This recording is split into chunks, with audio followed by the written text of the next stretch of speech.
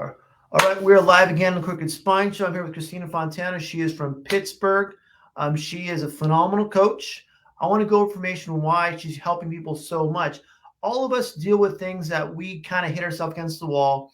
And the reason is we can't see the outside stuff that's behind us or the perimeter of us that's blocking our ability to get our results we want, if you want personally or business-wise or just even spiritually too. So Christina's going to talk about how she's helped so many people in the past. And now you, my audience, help you also understand how to get that block out of your head. At that point, help give you the steps to get yourself to a better state of health, right, my friends, physically and mentally. So Christina, tell me your background. What was going on? How did you get into this? Thank you so much. Yeah. So first of all, I'm so excited to be here. I feel like I really jive well with chiropractors Good. because you're helping people overcome blocks physically in their nervous system and their body. So I think this is going to be a really great episode. So I am a pharmacist by trade. I don't practice pharmacy anymore. My dad, my sister, my aunt, my uncle are all pharmacists. And so I thought that that was the natural path because I always wanted to help people. But as I was going through pharmacy school, and healing myself, I had an eating disorder at the time. It's called night eating syndrome. It's very rare. And I think only like 2% of the population ever gets it. But it's this vicious cycle where I would get up in the middle of the night and binge on all these really unhealthy foods. And then during the day, be very rigid and eat salads and, be very strict. And so I was going through that as I was going through pharmacy school, all while asking myself, okay, what they're teaching us in school doesn't make sense because they say that the root of disease, and this is what we learn in pharmacy school, is, nutrition, genetics, trauma, like physically, all of these different things. But I was experiencing this very rare disease or an illness, and it wasn't piecing together. So it led me down this pathway to explore other modalities of healing. So hypnosis, subconscious programming, mindset work, nervous system work. I could go on, but my goal is to get to the root of what is the body telling us? Why is this happening? Because typically, like if you even think of like if someone has a stomach ailment, okay, what can they not stomach in their life? Or I want to get this off my chest. If you feel, the body is always speaking to us and it has a language, but oftentimes we're so busy and we're just rushing around surviving and trying to provide for our family and all these other things that we oftentimes bypass a lot of these sensations that, the body's knocking on the door like, hey, this is happening. There's an imbalance somewhere, as I'm sure you see in your practice. And so my goal is to holistically look at a multidimensional approach of why this person is, having this self-destructive behavior. It could be related to eating. It could be people pleasing. There's all different patterns that show up.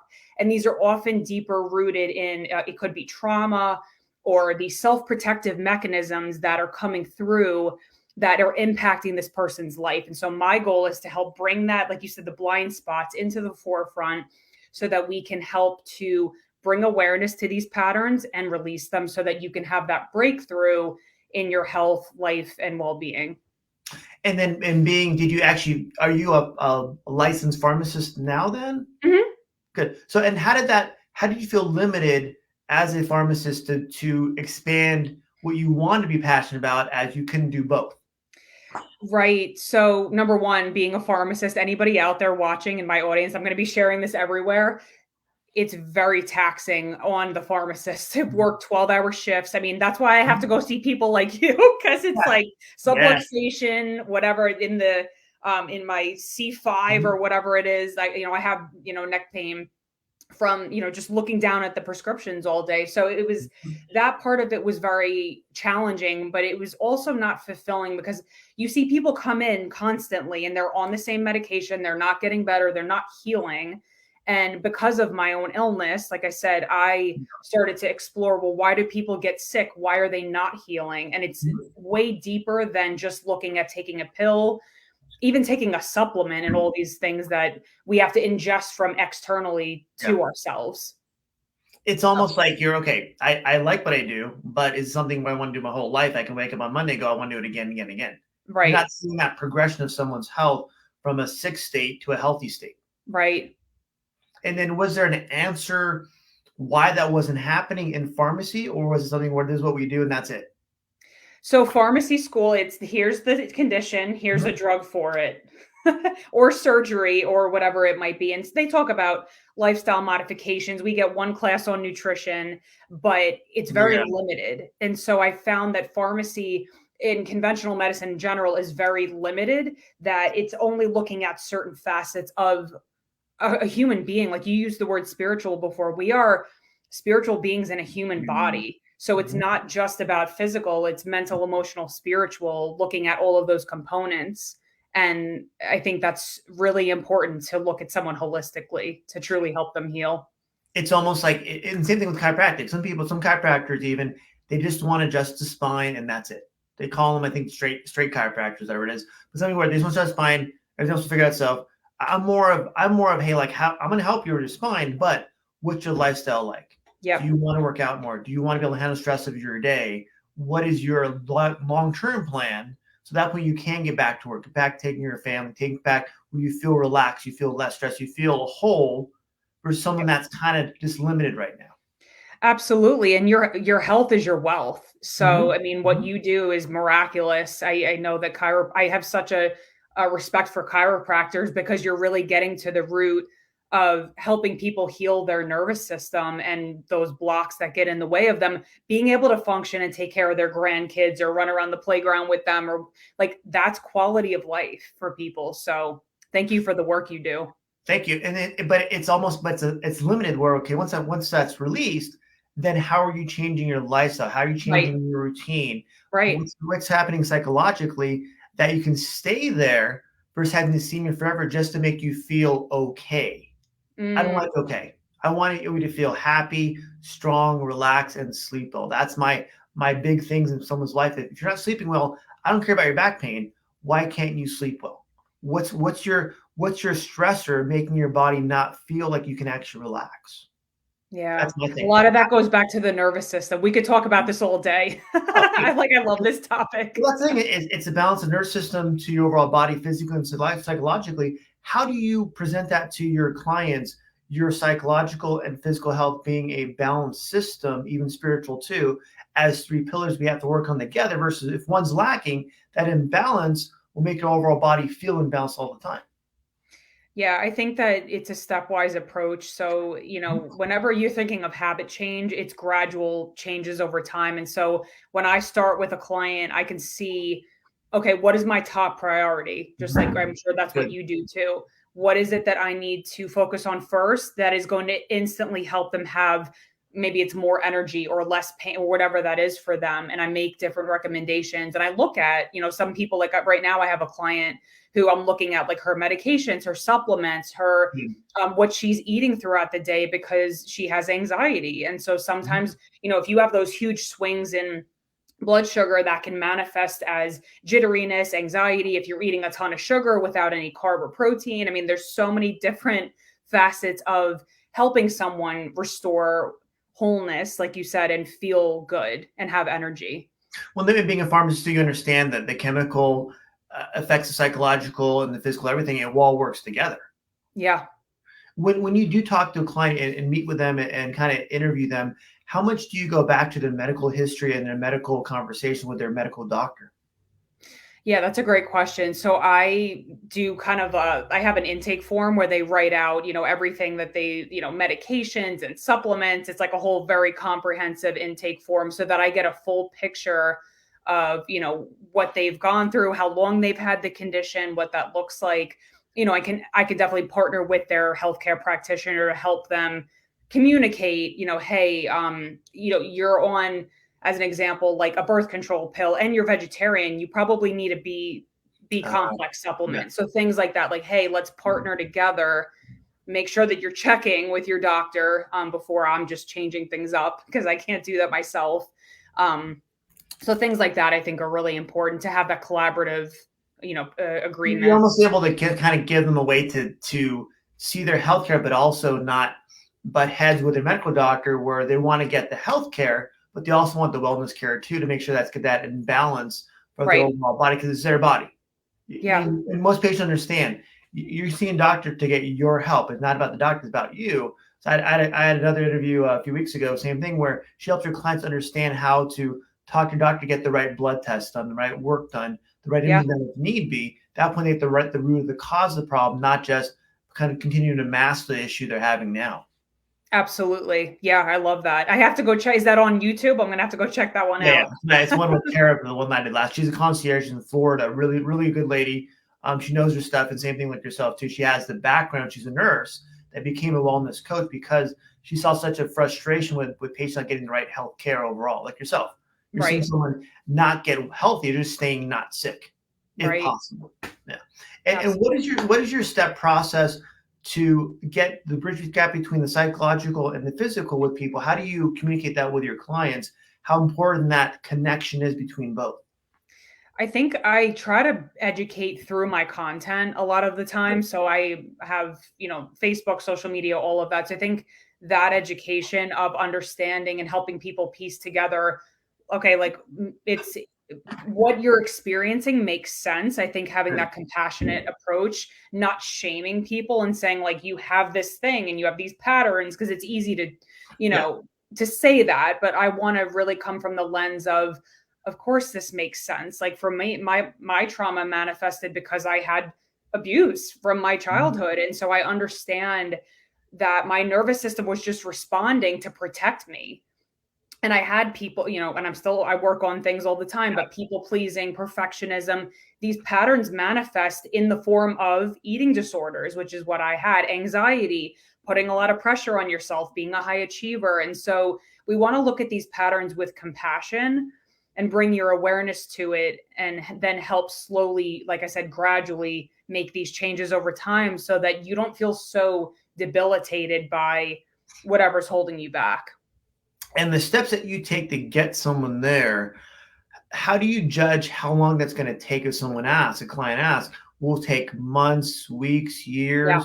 That's a What's Yeah. your grading level on that? So I think it depends on a couple factors. Number one, the openness of the client. How open are they and Mhm. coachable? And Got it. sometimes people have resistance, like in certain nervous system states, in freeze and shutdown, there could be Mhm. a lot of resistance to change because it's a self-protective mechanism.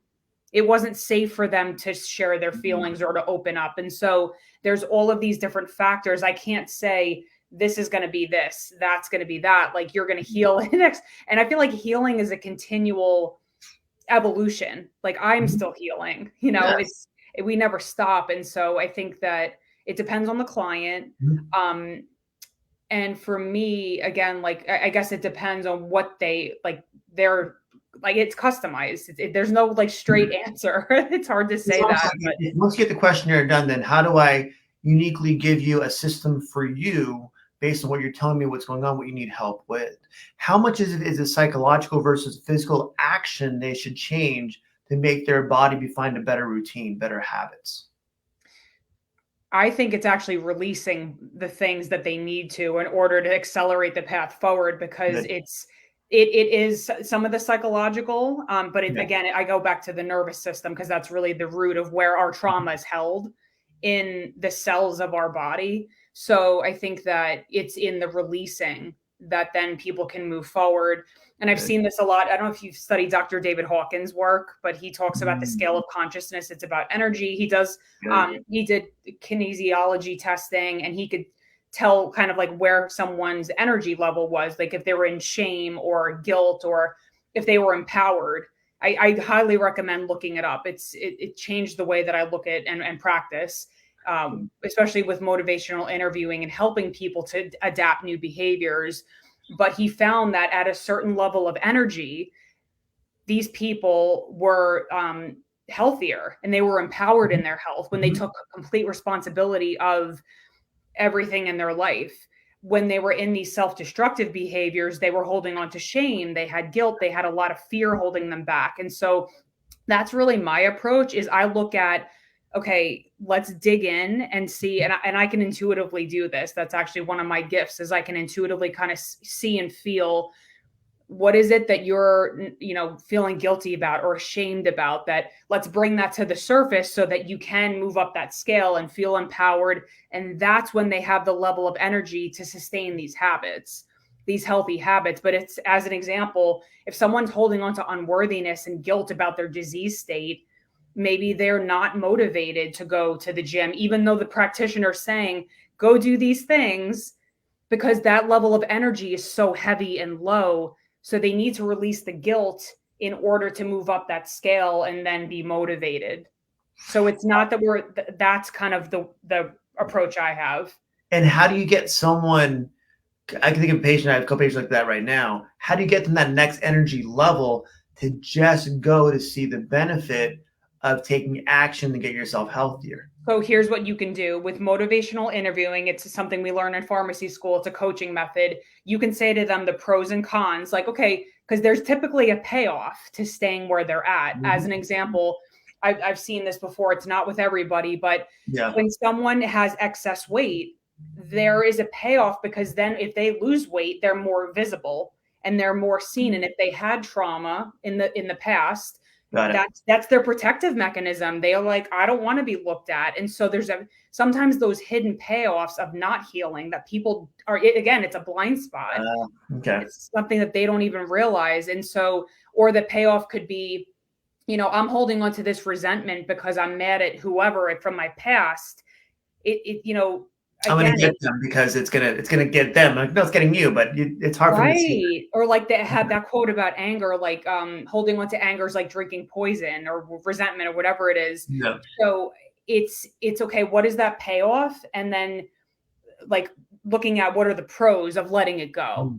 Mm-hmm. What is it costing them to hold on to this, whatever that might be, and how can they then see, oh, okay. And it's that awareness and light bulb moment that's going to allow them to let it go, hopefully, and then move forward up into those higher energy levels, when then they're empowered, they're ready to take action. Yeah. There's all these, 5 different stages of change. It's pre-contemplation, contemplation, preparation, action, and then maintenance, those 5 stages. Right. And so that's kind of how I work to help people maintain those new behaviors, but it's looking at the energy first. So it's seeing where they are. That's the hardest part for me is with patients is, I understand you want to get healthier, right? But do you want to do the work and feel uncomfortable to get healthy? Because that's going to be not fun. Yeah. Are you okay not feeling good for a little bit so the rest of your life is better? Mm-hmm. Well, and I think too, it's with behavior change, it's like, what 1 or 2 things can we do? What are you willing to work on? Like it could be, say you have 5 things that are a priority. What are the 2 things that you're willing to start with? It could be, as an example, okay, I drink 5 cans of regular Coke a day, soda a day, pop, whatever you guys call it in California. We call it pop in over here. My grandparents from Philadelphia. I remember all those terms, all those. Oh yeah. So like, would you be willing to go down to 3 a day, and then you titrate down from there? So you have to see, again, like, what are they willing to do? Because that ties into motivation too. It's like taking one little step at a time, even though you want to get back here. But my patients, it's almost like, let's not go to the gym yet. Let's go for a 5-minute walk. Right. And then a 10-minute walk. Feels good? No, felt good. Let's try 15. So it's giving that finding that way to get them to go, that was okay. I can handle that. Exactly. I can handle that little bit of a change. Let's do a little bit more. Take one more step. Yeah. It's so there's an epiphany that hits them. They come in the next day, they talk to you, and they go, man, it felt really good. I'm like, got you. Now I know you're not going to go back. You feel that little endorphin release, that little relaxation release. I got you. You're going to want to stay there. Right. So right. That's like, I'm like, yes. I love that. Well, and it's like meeting them where they're at. So I think of like this analogy just came through my intuition. Like, okay, say that you have to get onto a roof. They can't reach the roof unless you give them a ladder. So that's the step, right? Okay, here's a 5-minute walk, 10-minute walk, and they're eventually going to get onto the roof, right? It's that they can't jump on the roof, So yeah. It's something to where they're seeing, you're giving them a way to see, like you said, see all the big picture and narrow down to one little step at a time, so they actually get that and then maintain one rung of a ladder. Remember, you ever watch Dora the Explorer? Dora? I have to be honest, I haven't, but I know the show. So she was. I learned. I forgot what it was, but the ladder has little rungs on there, a little rung at a time, one rung at a time on a ladder, one step, one rung. One rung. It's one rung at a time, so that big ladder doesn't seem like a big wall to go over anymore. Exactly. Great. And with your progress with what you do with people, how do you help them maintain that once they get there to where they're at a good power level so they can actually say they're not go backwards?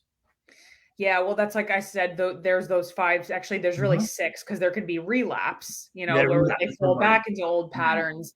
And so I think it's customizing to their schedule, their personality type, their, like what makes the most sense for them that's going to be doable. And so there's another mnemonic SMART goals. Pharmacists all know Mhm. this too, setting those specific, measurable, attainable, realistic, time bound goals, that they can continue to do, that are, it's not going to overwhelm them. It's not going to feel like too much, that they can continue those habits. And like I said, I mean, to be honest, it's for me too. Like I have certain habits and patterns that, this is why I need a coach. So, I would say to just, follow your gut, your intuition. If you're feeling pulled to, go to a chiropractor or get extra support from someone, if you feel like you're sliding back, can you get some more support? Maybe that support is from your husband or your wife or whoever. I think that's a huge component too. Like, who is on your team? There you go. And Yep. it could be your healthcare team. I think it's almost like is your family and same thing too. Is your family supporting you, or are they Right. going against what you're trying to change? Right. How much do you work with a client and also introduce or get introduced to their support team per se to see if they're actually real supportive? Yeah, I've definitely had some husbands jump on calls before. Yeah, But that's actually a foundational thing that I look at. Even good. with my business coaching clients, I'm like, okay, what is your current support? Mhm. Because that's the foundation of, like you said, sustainable change. Good. Whether it's in a business or it's in a, like a health habit, whatever that might be. Because I'm sure you're a business owner. There are certain things you have to look at and have that sustainable structure in order to be able to hold 50, 60 clients. I don't know how you did that just this morning, but Just just that's amazing. work out early, drink a lot of water, and keep going. That's all we do. I've worked and having people that are in your life for a long time. That could and we're because we're moving right now. We're moving offices. We're moving offices January 1st. Oh, okay. We have a long-term office manager, long-term partner for over 20 years. We're moving together. We're going to keep this thing going the whole time. We're upgrading our Wow. office. Congrats. It's going to be it's exciting. It's a little bit stressful, whatever, but it's something where it's going to be fun. But how do we have that support at home, or how do you question if a husband does jump online, or a friend or a family member or a coworker or even a business partner? How do you question, or I want to call interrogate? So are they really on their team, or are they a negative effect on someone's personal or professional growth? I would not say the word interrogate. I'm not giving you those. I don't know the synonyms. I don't know what to look Hey, for. come over here. I'm going to interrogate you. No, I think honestly, Wow. one of the things that we learn in coaching, Yes. I'm also a health coach, is curiosity. Just coming from curiosity, like, hey, like I don't know if it's related to their, like, what do you guys eat? How often are you guys eating out for per Mhm. week or whatever that Yeah. might be? And just getting curious. Like, again, it's back to that motivational interviewing concept of like, what are you willing to do? What Good. works for you? Yeah. And working within that family unit to see how it can be a workable relationship, essentially. How do you help someone that's dealing with, say, for example, a work environment that is stressful and they can't get to that point where it's affecting them physically, emotionally, spiritually? How do you help them get over that, or how do you become curious about to get them to a better state of health, I guess, in their Yeah. environment they can't change, right? Because that means the same thing as you probably deal with too. I have patients come in, they tell me their medical doctor told them quit their job, kick the family out, and kick the dog out of the house. That's not And practical. take a vacation. Yeah, yeah, vacation. Yeah, that's not what's not practical. How do you help someone deal with that type of environment? Yeah, I mean, there's so many different techniques that you can use to try to help that person to optimize their energy levels. So, like I said, Good, looking at, maybe it's supplementation or nutrition or more of those like tangible things, but good. also maybe some perspective shifting or setting boundaries at work if they're able to. So I think that's why I call it a multidimensional approach, because it's never just one thing. It's like, let's Good. look at these different aspects that are contributing. Um, I'm working with a client now and I'm like, she's so overwhelmed. They said, well, how can you set a boundary or have a conversation, an empowered conversation with your boss and say da da da da da whatever. So I think it's like boundaries are huge too for Good. patients and people in general, because if they're saying yes to everything, they're not going to have energy. They're going to feel overwhelmed. There's too much on their plate. They can't take care of themselves. And So they again, take it home, and they next day they're more worn out, and they're more, and almost, that's why we're seeing people, because they can't figure out on their own how to get themselves to a healthier state to actually deal with that. That's still my clients, my patients, is how do we help you deal with your stress of your day and not feel like you can't do it the next day? yeah. It's Yeah, not I would easy. love to talk to your patients. I would talk to them about burnout and techniques and whatever whatever they would want. And It's everyone goes through life, right? You have yeah. divorce, they have people die in the family, they have things happen, they lose their job. That's going to happen. But how do you get you're doing with your clients? How do you get them to a better state of health so they know how to maintain that habit and then feel empowered and have the energy level to stay there even when they do fall back, get back into that state of health? I think too it's what I'm hearing and intuitively what I'm feeling to share right now is also to giving yourself grace, because like Mhm. if my dad passed away tomorrow, I'm not going to be ready Mhm. to go and be on a podcast. Like give Yeah. yourself some grace with some of these challenges, or like going through a divorce, like some of these things that we experience as human beings, it's hard. And so Mhm. acknowledging that it's not that we're trying to motivate to push away our feelings. It's like, if anything, it's attuning with that. Like, of course, this makes sense. And being gentle with ourselves and having compassion, because when I was in my eating disorder, a lot of my thoughts were like beating myself up and a strong inner critic, but that doesn't help you heal. That actually makes it Yeah. worse. So having compassion for yourself, which is not intuitive to a lot of people, especially if you grew up with a strict Italian dad like I did, or strict parents. So I Yeah. think it's that balance of like, yes, being motivated, but also having grace and compassion for yourself, because we're It's human. Well, and have that empathy too, right? When you empathize with someone and sympathize with what they're going through, go, hey, look, it is life. It's going to happen. Okay, how do we Right. help you get through that? I mean, it's one of those questions where every day I ask my patients, "How you doing today?"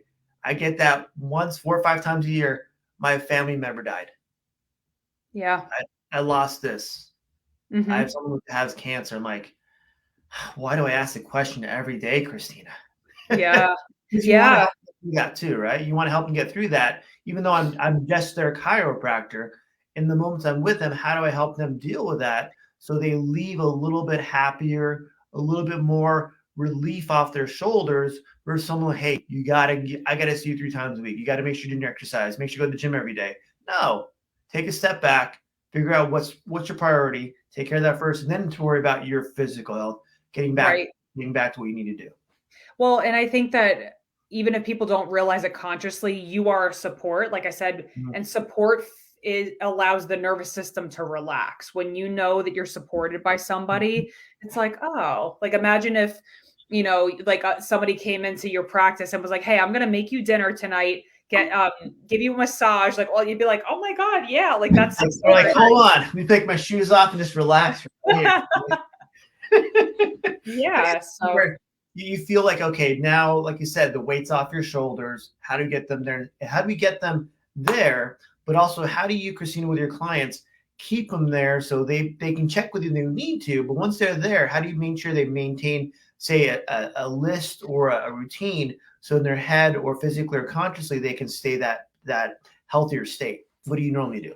yeah, so there's, I guess, like you would call it offboarding. So like having some kind of plan, like, hey, and Yes. I welcome them to check in with me and say, like, not like a full session Yeah. check in, but like, hey, I want to keep in touch with you. I have kept in touch with people that I've had as clients from like 5 years ago, and they're like, hey, come stay at my like Cape Cod house or whatever. I'm like, oh my Yes. God. I'll be here tomorrow. Yeah, and yeah, just like I attract such great clients, but I think it's just looking at, okay, what forms of support do you have, other than me, like if say the container or Good. the Good. program Good. ends, and then also setting them up with a plan, like, hey, I'm also here if you want to check in, or Yeah. whatever that is. The door's never closed. And with that too, What are the top 3 or 4 things clients love when after they worked with you? What do they say that you help them with the most?